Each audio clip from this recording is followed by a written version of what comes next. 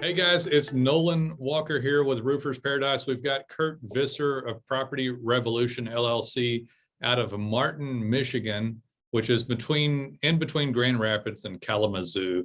And as usual, I've got a couple of things, Curt, that I'm interested in about you. One of them is, of course, this format. I like to know how everybody got started. I like to know what someone's dreams and goals are.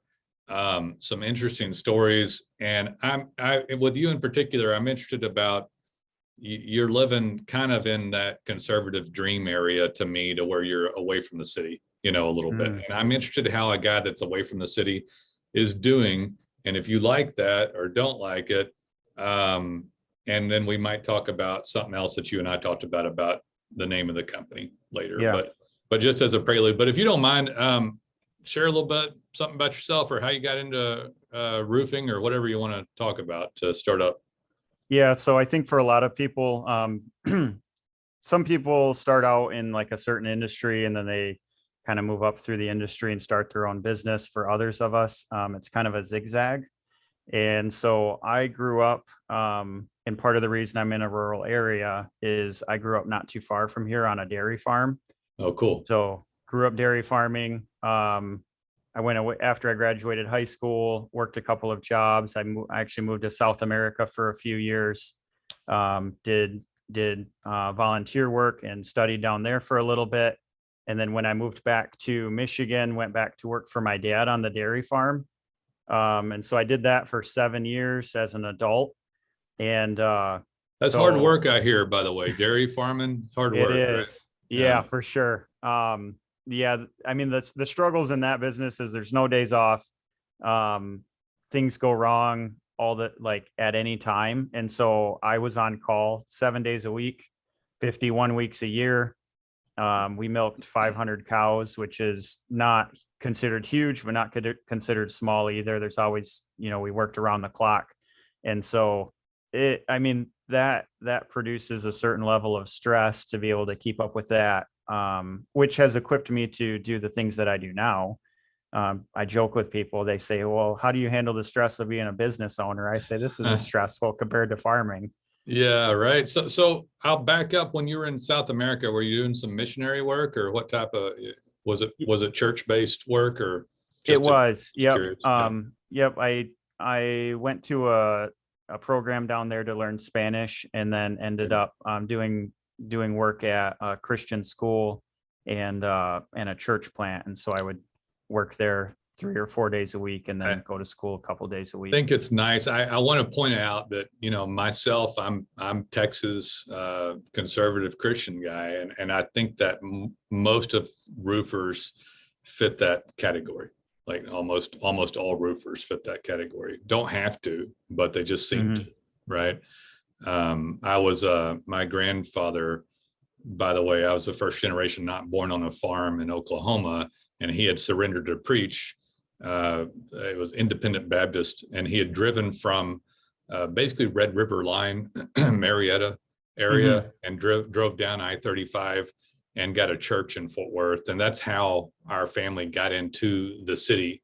But I always feel a call back to the city, back to a farm. Like I feel that, like that agrarian call. But I'm curious about, and this may be a little deeper than you want to go, but I think about this stuff all the time. I was like, I wish I was born on a farm, but you were born on a farm. Do you view, and you're aware that a lot of people are wanting to move back to land right now, right? And stuff like that. So do you view it differently? Are you trying to get away from the farm? Or are you living in the farm and dipping into the city? I'm curious about that. Like for me, I have a lot of interest in this. So do you live on a farm now? Are you on land currently? I live on some property. My wife and kids and we moved last year. We bought a property that has some acreage. Okay. But so I worked on my dad's farm, but the dairy business is really tough, like I was saying. And he actually always heard that. Yeah. Yeah, he sold his cows a few years ago. I think it was 4 years ago now. So there's no cows there anymore. So you don't have a desire to go to the city necessarily, but you also don't have a desire to farm dairy cows either. No, not really. Okay. There's parts of it that I enjoyed that I miss a lot. Right. But I don't have a burning desire to go start a dairy farm. See, I want a piece of land and I want to have some chickens and some stuff, but I could be just like, I could be crazy, I think, right? But I don't know. But I at least want the land, you know? Yeah. I don't think I'm gonna go homesteading anytime soon, but I want the option to go homesteading. So I find it Gotcha. interesting that you're in that dairy farm area, and then you're working these 2 points on outside. I just find it interesting. But anyway, I'm sorry I cut you off. I didn't want to braze over the missionary work or the aspect of the farming. I find both of those pretty fascinating. But anyway, go ahead. I'm sorry to interject there, but yeah. Yeah, you're good. So I came back and I worked with my family. We've always been kind of out of the box thinkers, and we did a lot of projects in house. So I managed several large construction projects on the facility there. And then I started buying rental properties when I was in Cool. my early 20s. Cool. And so I bought a couple of those. Like I said, business for me has been a zigzag. So we really struggled to find good contractors to do the work on our rentals. We flipped a few homes once my wife and I were married, and really struggled to find good contractors that Right. would do what they said they were going to do when they said they would do it. That would, start a project, follow through. And so we started to just notice that there was a need. I felt like there was a need in the marketplace for a quality contractor.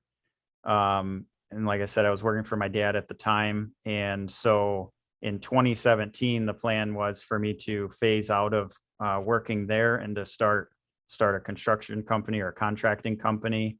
And that was in 2017. I was supposed to be done with that by the end of the year. And then about 2 weeks after my dad and I had that conversation, I was crushed by a bull on the farm. Oh, And wow.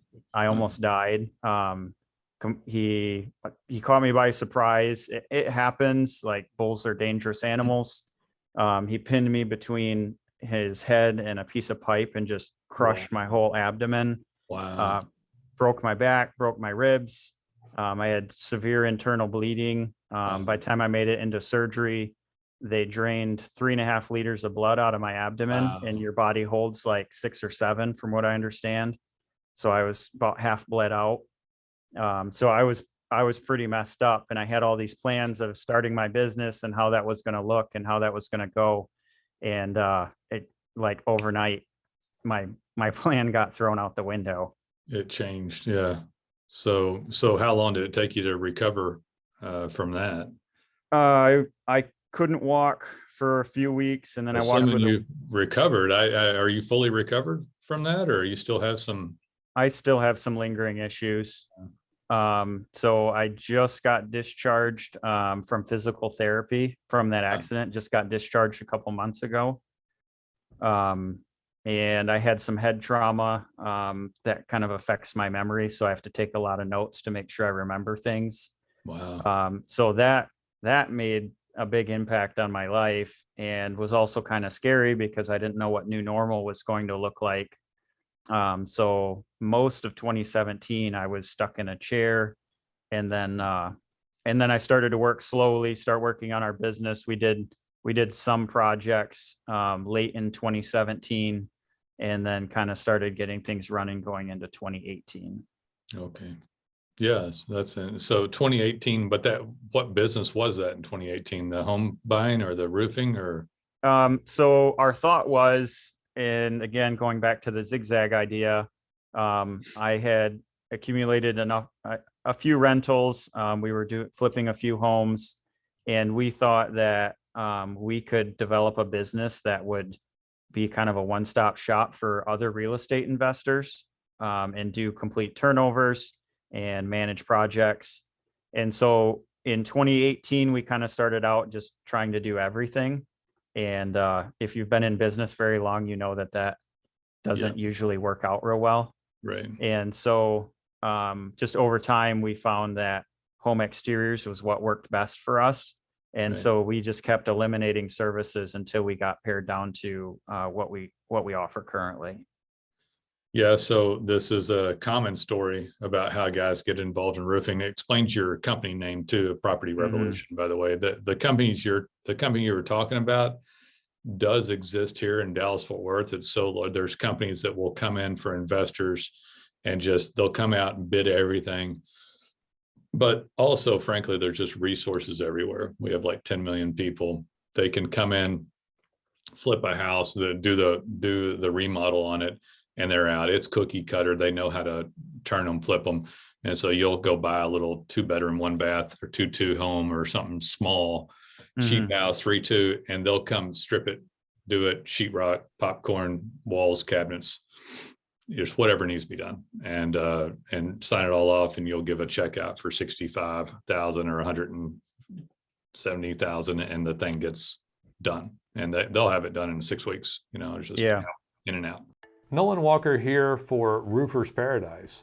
So I'm looking for podcast guests for Roofers Paradise, and I'd like to hear from you. If you're a roofer or somebody in the industry that's looking to talk about their product, I'd like to hear from you.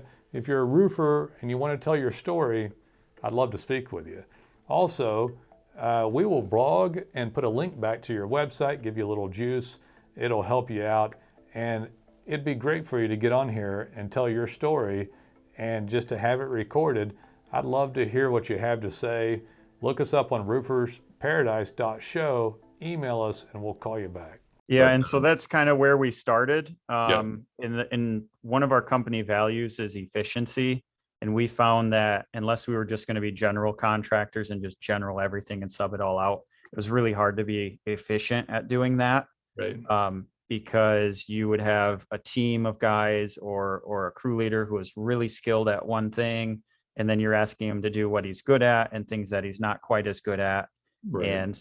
And so we would always get it done and make sure that the quality was there, but we would just find we spent too much time doing the things that weren't in our ideal What realm. what year did you go to exterior work? So we did exterior work all along, like that was part of it, but we switched to just exterior work in 2020. Okay. Yeah, and by the way, I've dealt with a lot of roofers, and somebody up in Michigan area typically will delve outside of roofing as an exclusive once if you're half the United States down, the southern states, they can be just a roofer. Once you're up north, you probably want to do some siding or something else, because you're going to have a couple of months that you just can't produce. And it helps to, especially, so this is somebody in a smaller town area also can, for multiple reasons, and maybe should do something more than just a roof. So other exterior work. And when you're in a smaller town, we've talked about this from a marketing perspective, you can get up in rankings for more than one product. When you're doing these multiple products, it's bad for multiple reasons. You touched on one of them. I've always found this, by the way, Curt, my whole life.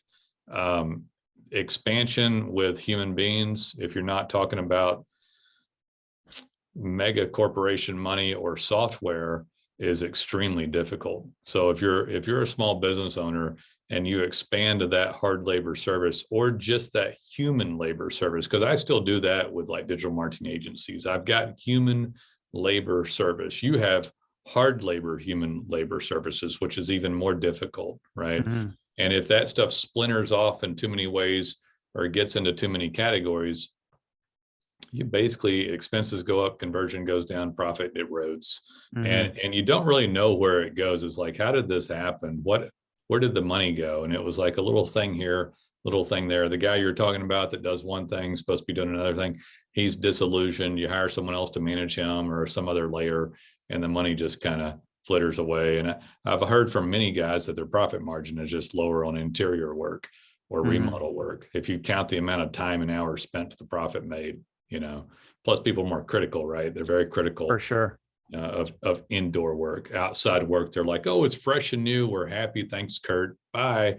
Like, no problem. As opposed to, God, my neuroses has really kicked in on the color of the backsplash or the handles that you put on, Curt, now I can't drill these holes again. I'm very upset, you know, Yeah. and you deal with all that. So, Yeah, we- yeah, go ahead. So 2020, you started up, and then I guess, so it's been a couple of years now. And it sounds like you're growing in this smaller market area and dipping into the larger cities. Did you, in your area that's more country, is there enough work in that spot, or are you having to dip to the larger cities to get enough rooftops to find enough business? So we service a 35-mile radius, which we feel like covers a pretty good population. Right. We do offer multiple services because we did feel that, like you said, with the seasonality of our business and also to capitalize on good relationships that we build, we want to build a relationship with our customer and be able to offer them more than just a roof every 30 years. Right. And so we service that radius. I don't know how common that is throughout the It's nation. very common, and most roofers are 35 is reasonable, by the way. If you're a plumber, you might have a 15-mile radius or 20-mile, because the person who steps foot in the car is getting paid as soon as they start driving. Yeah. You don't have that in roofing, because subs come in and an estimator or somebody getting commission comes into play, or the owner.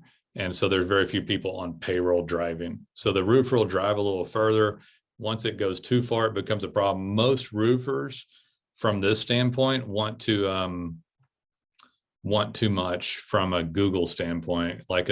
So if you're looking at like Google, they want to show a local roofer to local people. So once a guy leaves a metro area, let's say over 35 miles away, they're not viewed as local anymore. So you really can't have like Kalamazoo and Palm Springs, or Kalamazoo and Fort Collins. You know, that just screws up all your localization, screws up all the marketing, screws up conversion.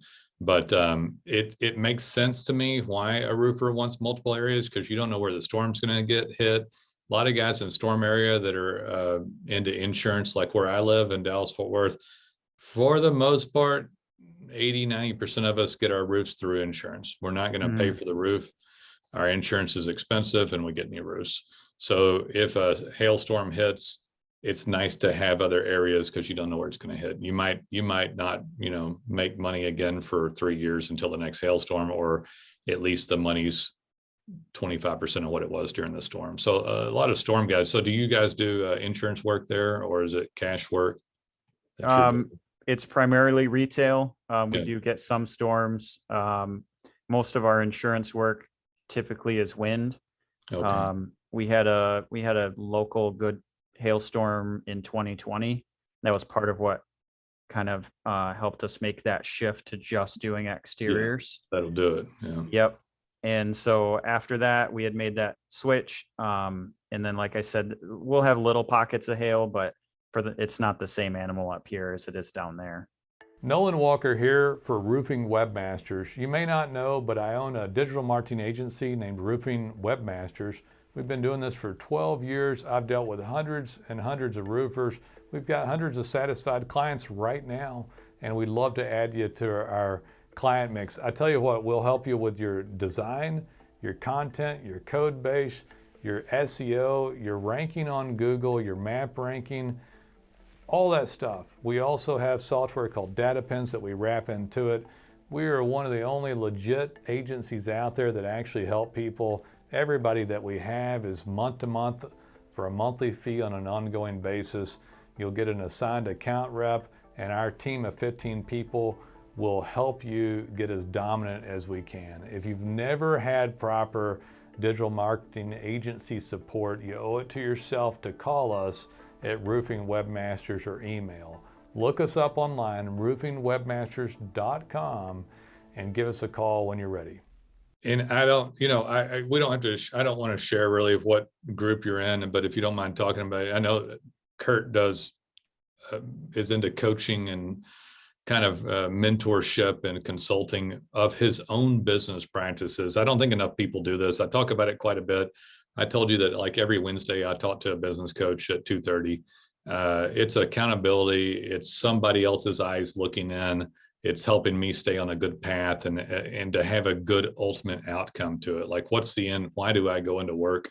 What do I do? And what's the goal for the whole thing? And for me, it's been invaluable. Have you been having a good experience or better experience since you've gotten some mentoring and coaching? Has that been kind of helpful, really helpful? How do you view it? I would say it's been extremely helpful, and I don't mind sharing the group that I'm in. It's called Breakthrough Academy. They're based out of Vancouver. It's a coaching program that's coupled with an industry specific peer group. And it's been really helpful for us, one, to help systematize our business and have some accountability for goals that I set, but also being around, they say you're the average of the 5 people you spend the most time with. They do, yeah. And so being around people or rubbing shoulders with people who are heading in the same direction as you is super valuable. And getting answers to questions that to me can be perplexing, but someone else has already walked that road, I found very valuable.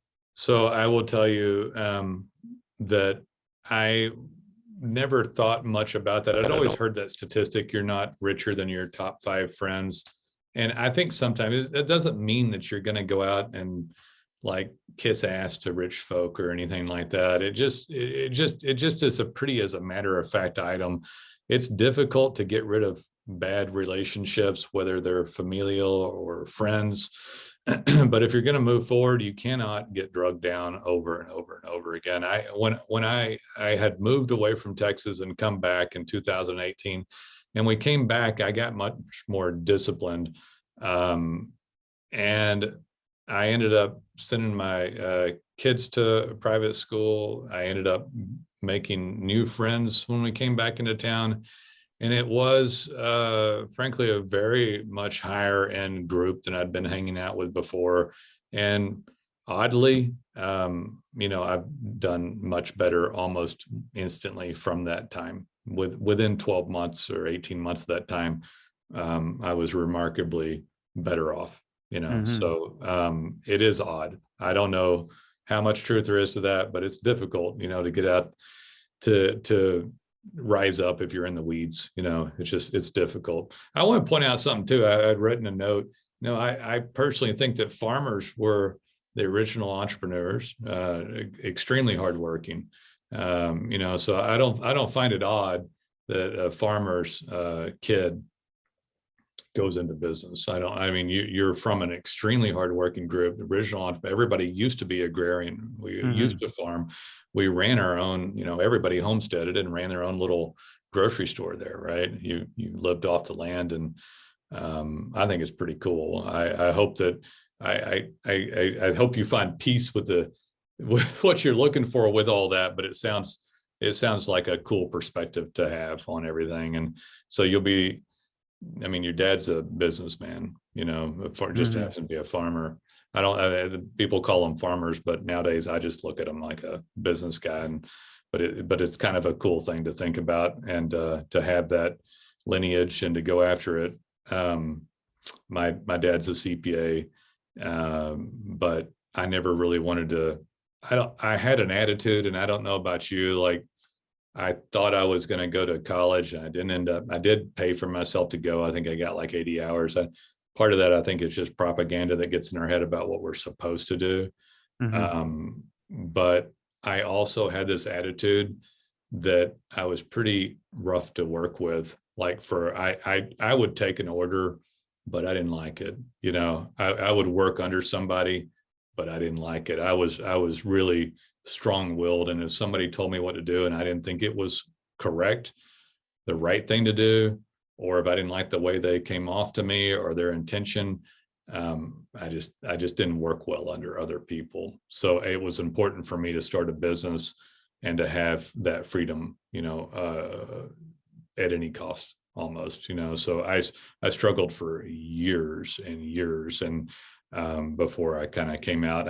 I'm going to do a podcast on something on our roofing webmasters channel, and I won't go over all of it, but I want to share part of it because you and I, Curt's a client and of ours, but as I started out, I went home last night and I told my wife, I said, well, I'm excited about this podcasting stuff. I think it's going to work out well. But I've worked hard. I've done 108 podcasts just on one channel, and they weren't that great, Curt, in the beginning. I don't think. I think I'm an interesting enough guy, but they weren't structured as well. They weren't as good a podcast. But the point is that when I started out, there was Yellow Pages. This was back in the early to mid 90s. So there's Yellow Pages, direct mail, new homeowners, direct mail, auto dialing, cold calling, door knocking, like all this stuff, right? And then around 2005, really to around 2008 range, contractors started getting on board of internet. And so then I got on with a website and I did the mapping and reputation reviews and paid ads and maybe leads, now videos and podcasting. I don't do everything. Like I'm not about to show up in the morning and show you on Insta story what I'm doing in the morning. I mean, I draw the line somewhere. I pick my battles, but I show up to the battles. I show up and I usually fight. I may not be the best fighter, but I show up and I'm willing, to fight, to learn. And I'm proud of myself about that. I at some point I've got vast knowledge about marketing, and I continue to move forward, like with podcast or the podcast video version on YouTube. And we do shorts now and other versions of the content. And as you continue to do that, you don't villainize something, listen to other people, take too many preconceived notions about it. Most people will screw this up at some point in their life or give up, and it won't end well. They'll just kind of fizzle out of business. You probably haven't listened to too much of my stuff, but I hated my stepfather, but he comes up in conversation every once in a while because it was in my formative years, and they had fired me from doing their marketing because he hated me and I hated him. But my brother was with, and this is family business stuff. I'm sure you have your stories, Curt. Family business, there's a lot of headbutting people don't know about, and it's probably not always the best thing, but especially if a step member enters the fold. If it's blood, you can get over it usually. But he had fired me, and my brother and them split. My brother went off on his own. My brother's horribly successful and ridiculous, one of the most successful flooring stores in Tarrant County, Fort Worth, Arlington area. My stepfather and mother went off, fired me, and they were still doing Star Telegram ads in the newspaper. This is the Fort Worth newspaper. They were still doing Valpaks, and they put up a website, but they kind of pissed on it. It just kind of stuck up. They listened to some rhetoric on a sales, and it was included from the old school print boys, which is always horrible, by the way. And they fizzled out and kind of just damn near bankrupted. His last years in business were very bad. So it's important to, and I'm not necessarily happy about that because of my mother and stuff, but the point is, it's important to do this stuff. I tell people all the time, you get on, you learn to do a podcast. Do I want to do the podcast? I don't know, but I move forward in a positive direction and I try. And I commend you on that. You're doing coaching. You went from this to that. The zigzag is normal, by the way. Yeah. It's average. It's not, very few people just go boom and hit it. I wished I'd started a digital marketing agency back in 2005, 2004. I did not. I did it in 2011. It took forever to go, oh my God, I could have done this, but yeah, took a while. Most of the time, I think people look at a successful business owner or someone that they think they want to be, and they go, gosh, how'd that guy do that? And most of the time, it's not like we're popping on all cylinders, like having eureka moments. Most of the time, I feel like I look over my shoulder and I'm like, why didn't I do that like 2 years ago or last week or something, or 5 years ago or 10 years ago? right? It's something Yeah. that's like, and then you learn and you figure out how to do it.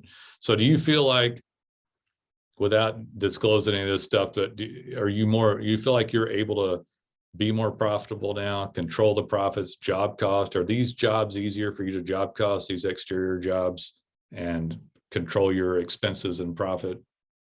For sure. So we have things pretty dialed in for the size that we are. I mean, we're growing, so there's always growing pains and adjustments. But we provide roofing, siding, decks, and fences. And so my roofers do roofing. We have a couple crews of guys that just do siding. We have a couple of crews of guys that just build decks. And then we have a fence crew that just builds fences. And so each Okay. of them looks kind of like a silo as far as operations go. Right. But we can look at what's going on, make tweaks. The way we buy our materials a little different on each category. But we're doing well profitability wise. The big goal for me is to get our business in a place, one, where it's sustainable. So if something were to happen to me, because I've already went through that, where I was, Right. ripped out of where I was before. So if something happened to me, the business could run without me for a time. That's one big goal. And also to have a clear path of growth for our employees, to see that, today, yes, I'm digging post holes and putting in fence posts, or maybe I'm nailing shingles. But if I do my job well and I'm bought into being a part of this company, what does my future look like? And so having a place for people to grow inside of our company is also very important to me.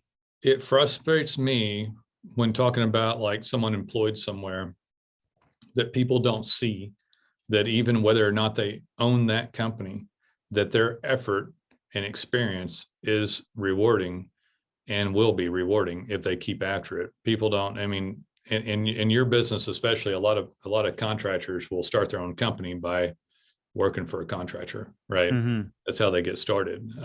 But someone working in and of its own right is rewarding, and they get whether they're getting rewarded on the spot, people get paid anyway. But if someone does an extra good job and becomes and has expertise, skills, and experience that develop, they automatically get paid more, just because of the mere nature of that. You don't have to give them anything beyond market rate. And then if somebody does better, they do better. I mean, it's they reward themselves, or they don't. I don't know what your ultimate plans are. I know a guy wasn't in that type of a business, but he did an employee stock buyback. But he's selling like industrial HVAC equipment, like a supplier. And so there's a lot different type of economics on the table for him to do that. He's ridiculously wealthy because he created his own value of stock. Like a company that was worth a 3 multiple now is worth a 9 because employees are buying it. And he literally made more money by turning it into an employee-owned company because the stock became valued. Gotcha. And he was the owner of all of it, right? Yeah, and I wasn't referring to anything that complicated, just more like, we've had a couple of guys that came in young and we trained them to do their job, and they got promoted from being a crew member to being a crew leader. And being able to move from crew leader to maybe project manager, or moving into sales, or whatever the case may be. And that leads them either with or without you to better places.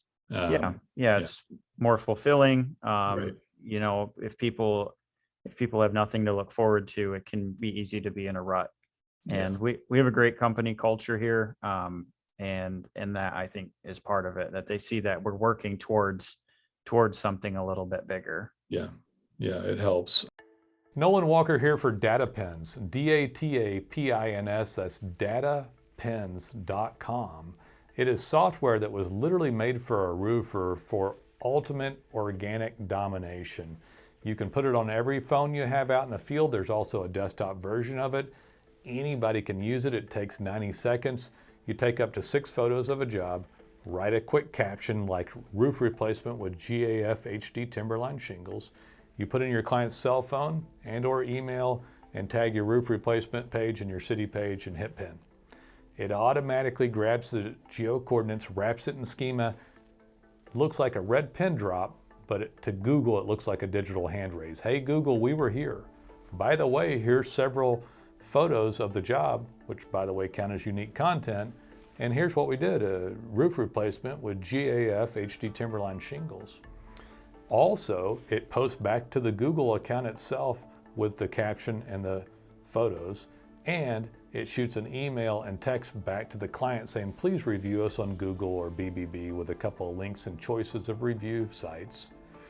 All this is awesome stuff. So now regularly, imagine having this done 30 times, 50 times a month, and Google sees fresh content, fresh pictures, fresh geo coordinates. Even if a client doesn't leave you a review, which 9 out of 10 probably won't, every client becomes valuable to you at this point because you're getting valuable organic signaling. A geo coordinate as a digital hand raise, this validates your map area, and with fewer reviews helps you go into the PAC3 map rankings. It also expands the amount of times a map can show up because of the organic keywords, and the keywords help the organic underneath the map show up as well. Data pins is simply fantastic. It makes blogging look horrible. This is the type of signaling that helps people get dominant on Google. And if you've never gotten dominant on mapping and organic and reputation reviews on Google, you've got to try data pins. Look it up, datapins.com. If you're interested, call us or email us. We'll see you later. Did you, I don't know if you have anything to put you on the spot. If not, okay, but you have any interesting job stories? Client stories without naming anybody's names, of course. I always like to hear these stories because I know that there's just such crazy stuff that happens, like crazy people, crazy ladies, crazy supplier situations, messed up jobs, things gone horribly wrong, or I don't know, anything. Yeah, double profit. Yeah, so I mean, there's, like you said, there's always lots of crazy things going on. Trying to think if I think of a crazy customer story. I know there's some. But one problem we've run into recently with our business is we've run into a lot of supply issues, like everybody. Okay, yeah. And part of that, I think, is, so part of the issue we were having is we would order material for a job site like vinyl siding or whatever, and I don't know how many deliveries we had that were messed up in a row, like just one after another. And so we adapted our process. We actually get everything we have a shop because we're in a rural area. We can, it's not too expensive to have a shop space and kind of a yard area. You're your own supplier then at some point. Yeah, we have everything delivered here. We inventory it before we go to a job site. And then we load it back up, which sounds like double handling, but the amount of time that we save inventorying everything and loading it and hauling it ourselves to the job site Right. has been significant. And we're addressing issues with mistakes weeks ahead of time, rather than the day we show up to the job site. How angry does somebody get when the wood cost doubled on the original bid? I'm sure you've fixed that at this point, but there had to be, in the last year and a half, I'm sure you had to go up to somebody and say, I'm sorry, the wood cost went from 18,000 to 34,000. So we didn't, once a customer signed a contract, we adapted really quickly to, we purchase the materials for a project. If lumber is involved, we purchase the materials as soon as we have a signed contract and a deposit to avoid that. What are you taking on deposit? A third, which usually covers our material. Okay. So we take a third up front. We order the material, we pay for the material, and we lock in our costs. Right. And do you refund the whole third if they pull out, or is that non-refundable? The third? We've never had that issue. Okay. I mean, we've had small projects get canceled. Our terms and conditions state that there's a restocking fee. Okay. So we've had a few smaller ones get canceled before their material ever showed up. So it's not for been people an issue. who don't have a roofing business yet. It's very common to have a third of your cost in materials, a third in labor, and a third profit if you can pull off that margin. Would you agree with that statement, or is it a little different depending on the job? It varies a little bit depending on the job. When you say profit, I assume you're referring to gross profit. I am. So we try to hit a 40% gross profit. Okay. So 30% material, 30% labor, and then 40% gross profit. Okay. That gives us room to cover, our overhead, sales commission, marketing, things of that nature. Yeah. So does that answer your question? Yeah, it does. Absolutely. And you had mentioned inventorying. Are you using any particular software to perform these, to keep your inventory? Or you just put it on a No. spreadsheet? So we purchase everything for the specific job, and it comes bundled, Yeah. and we leave it bundled. Okay. So it's just like if the supplier was delivering it to the job site, but we keep it here and we check and make sure that everything's where it's supposed to be several weeks before heading out to the project. So we don't do that. We don't do that with shingle roofing because of we get them roof loaded. And we didn't have that issue with shingle roofing, but with siding especially, we were just running into too many mistakes on the supplier's part, where we would show up to a project, be ready to go, and we'd be missing some critical trim piece that we couldn't do the job without. Right. And then you're having a difficult conversation with a customer saying, hey, you waited 3 months for this material to come in, something got missed, you're gonna have to wait another 3 months for the missing piece. Wow. And that doesn't go over very well. No, I don't think so.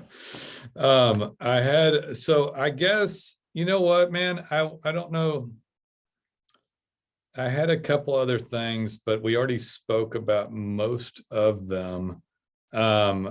So what are the plans for the future? I mean, you're going to try to make it self-sustainable. Is your dream to stay where you are? Are you looking for always joke about people getting an F-250 and a speedboat, but do you have any big dreams, or are you just trying to stabilize and pay for the family right now? Or are you trying to get a bigger piece of land or any other stuff? Any future dreams for doing all this beyond just paying for the family? No, I think a lot of us, we want to take care of our families and take care of them well and provide opportunities for them. Right. And that's the boat I'm in.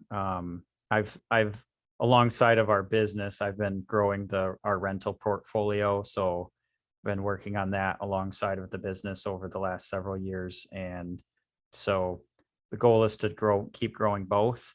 But someday when you can't roof, you've got your rental portfolio there for you. Correct. Yeah, I think it's about, for guys like us, I don't know what else you're going to do hardly, like what else are you going to do with your money? My brother, who's in the flooring space, kind of got lucky in my opinion. I tend to do like vacation rental stuff. I like that side because it allows me to live in a vacation paradise lifestyle a little bit. My brother ended up having like massive amounts of storage, like warehouse space in the city, because he had to store flooring. And his first building acquisition was a R-panel building in the middle of Arlington, which is a massive city in between Dallas and Fort Worth, on a more industrial street, or let's say less zoning, so you had metal buildings. But that was about 23,000 square feet. And then 10,000 was for his flooring, and he was able to rent out spaces immediately to other people. And then across the street became open, and it had like 25,000. So he's got over like an acre under roof. And then he bought the strip center across the intersection, and he ended up, so he did that. His is all like this flex light industrial office warehouse space, an overhead door, a man door. And I think that stuff's freaking phenomenal. Like when the retail got hit, this stuff didn't get hit, because like retail got hit by Amazon or whatever, but there's still contractors everywhere servicing everyone. So his flex space was phenomenal. That's what he does. I do Airbnb stuff. Other people do rentals or small apartment units. And I think that for the most part, I like that. It's tough. And for a roofer too, you guys have the built-in benefit of, I'm assuming, doing the contracting work on your own stuff. So if you buy a rental property, you're looking for one to remodel, I presume, to rehab. Yeah. We usually save a project or two for the winter time when weather's Great not idea. allowing us to work outside here. Okay. And so a few of my guys I'll keep busy in the winter time. We usually try to pick a couple units up and rehab them in February. So that works well for So us. you'll buy a house and then remodel your own stuff while you're down. Yeah, we primarily have small multifamily, so like duplexes and triplexes. I love this. I love this idea. So when I was a kid, I wanted to do this, but I didn't have money to do it. You always dreamt about doing it. And when I say as a kid, like I'm talking 19, 20, 21. And I bought something. It's a long story, but I just didn't do it. I wished I'd have done it, because at the point that you bought all that stuff at an early age, but single family, duplex, triplex, quadplexes. But yeah, that sounds pretty awesome. So you guys will get in there and do that, and then be able to go remodel your own and all that. And someday when you can't work, don't want to work, kid took over a business or whatever, you kick back and go collect rent checks and work a day a week, and have a crew or something that you run around your own property management. So Yep. pretty That's cool the stuff. idea. Yeah, I like it. It's similar to mine. And then you're already in the bug out location, in my opinion. You got it all wrapped into one thing. You don't have to go bugging out somewhere. Somebody in the city doing this, they might have tons of opportunity for roofs, but I'm telling you, they have a hard desire to go bug out, to get a piece of land somewhere, or like you have this trapped rat feel, and you're like, I got to get out of here. I got to go get some land. I need some chickens or some cows or something. And then, or I want to go shoot a deer, and they're looking for 100 acres, 200 acres outside of town. I don't know how much land that you get in Michigan, but used to in Texas, outside of DFW or Dallas Fort Worth, you could go get a couple 100 acres, but things are changing. I mean, a lot of that land, a lot of people bought that land within driving distance. So yeah, harder to get. People get 80 acres, 120 acres. It's more rare to get like a 200 acre parcel. Is that same in Michigan, or do you guys still have lots of 200-300 acre parcels that you can go get? So most of the several 100-acre parcels, it's a lot of farmland around here, which is selling at a premium, which doesn't make any sense to me. They'll finance the farmland and pay outrageous prices for it. And in 30 years, it would take them 30 years to break even on what they pay for the acreage, growing corn or soybeans or whatever. So I don't understand why the prices are so high, but yeah, it's, for most people, it's not really practical to buy a few 100 acres around here. So what do people buy, like 20 acres, 40 acres? And yeah, or if it's what a farmer would call a worthless piece, like what I own. I own 50 acres, but it's not tillable. It's partly swamp and woods, and it can't be farmland. And so you can get 5 to 80 acres here and there in this area. You all have deer? Yeah, a lot of deer, right? When I go deer hunting, I walk out my back door. I walk for 10 minutes, and I'm in my spot. So, well, man, I appreciate you coming on. You got anything else? Any other thing you want to talk about, or words of wisdom? Anything you'd let's say somebody's just starting out, and you've been doing this for a little while. You're still a little bit new at it, but what advice would you give to somebody that was just starting to go, and to save them some pain that you maybe had starting out?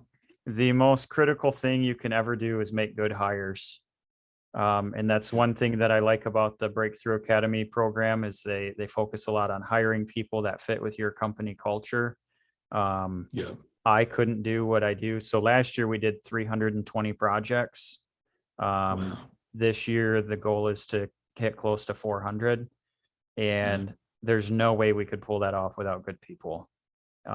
So our crew leaders, and I would say, don't be afraid to let go of the reins where you can. As business owners, it can be tempting to try to micromanage and try to be in everything all the time. But good people will step up if you give them the opportunity to do it. So there's a book, I don't know if you've read it, and I can't remember the author, but it's called Who Not How. So Who Not How, if anybody wants to read about the importance of people in your organization, book called Who Not How. I had read it not too long ago. Someone had somebody that had that mentality of running the business like that, recommended it to me. Well, Curt, I appreciate it. Let's close up there. But if this has been Curt Visser with Property Revolution LLC,